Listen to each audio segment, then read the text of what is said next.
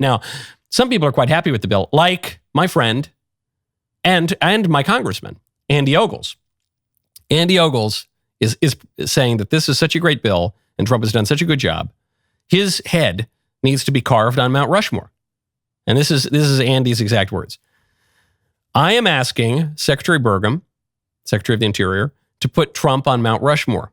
Given the scale and scope of President Trump's recent achievements, especially the impending enactment of the Big Beautiful Bill, the historic act that will ignite America's golden age, it is essential that we immortalize President Trump's likeness on Mount Rushmore.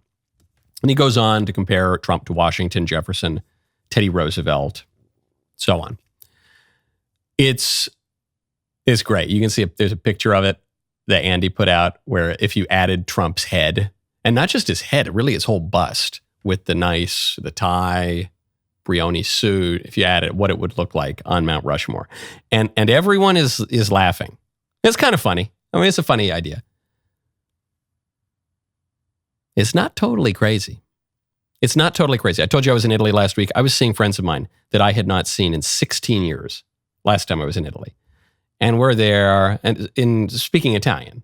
These friends of mine don't really speak English very much, but they don't pay super close attention to American politics. You know, they're true Italians, but they pay a little bit of attention. And so they were asking me about Trump. And I was explaining my view on Trump to someone who to people who don't really pay super close attention.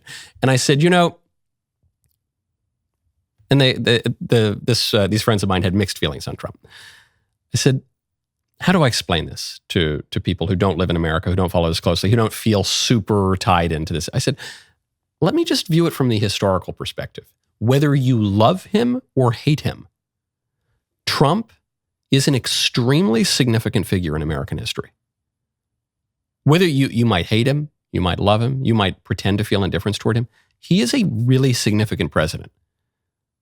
And sometimes when you're living through history, you don't realize how historic it is. But this guy got elected to the top job in the world after having never served in political office and having never really run for president or for any office.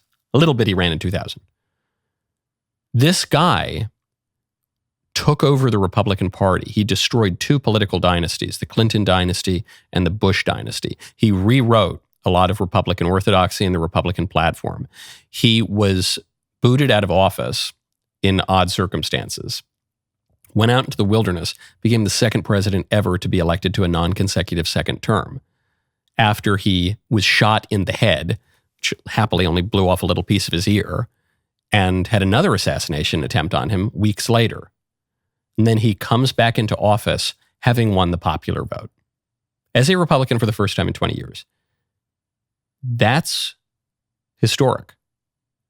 That's historic. So we can laugh. We can all laugh. It's kind of funny, the picture Andy posted. You know, there's Trump's head right up there next to Lincoln. It's not the craziest thing. So then the question is, what would justify? If you say, well, it's not justified to put Trump's head on Mount Rushmore yet, what would justify it? To me, the clear answer is mass deportations. Some will not want to hear it, but that's the answer. Trump could justify having his head on Mount Rushmore if his legacy is that of a truly transformative president.